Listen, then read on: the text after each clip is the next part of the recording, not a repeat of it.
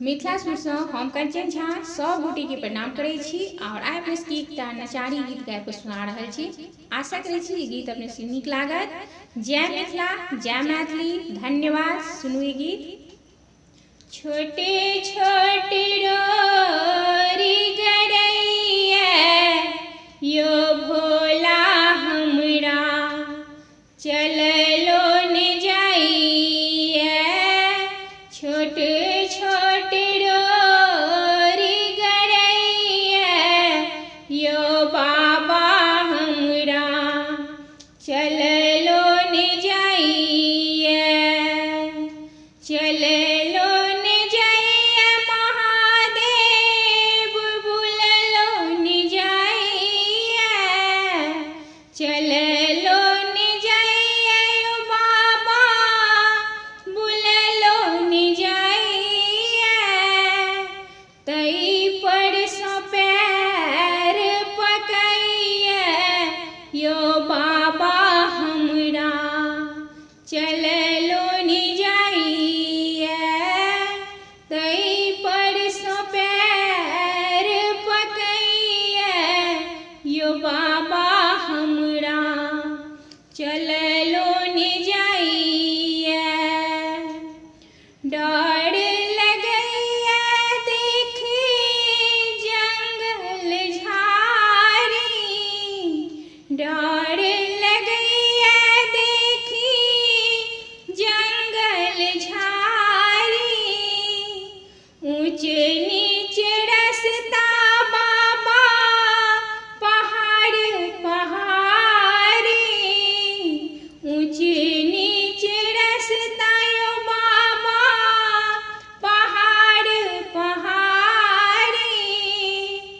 रही रही ठेस लगैया यो भोला हमरा चललो ने जाइए।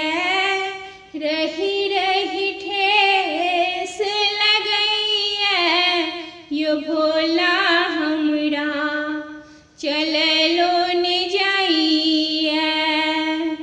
चललो ने जाइए बाबा बुललो ने जाइए। चललो ने जाइए यो बाबा बुललो ने जाइए।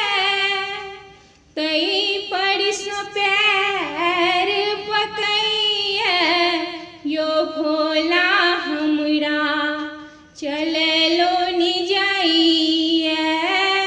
तई पर सो पैर पकैया यो बाबा हमरा चललो ने जाइए। कष्ट बहुत बाबा कमरिया के देलिए। कष्ट बहुत बाबा कमरिया के देलिए। खोली अपन पट दर्शन देलिए। खोली अपन पट दर्शन देलिए। टप टप नोर खसैया यो भोला हमरा चललो ने जाइए। टप टप नोर खसैया यो भोला हमरा चललो ने जाइए। चललो ने जाइए शंकर बुललो ने जाइए। चललो ने जाइए शंभु बुललो ने जाइए। तई पर सो पैर पकैया यो बाबा हमरा चललो ने जाइए। तई पर सो पैर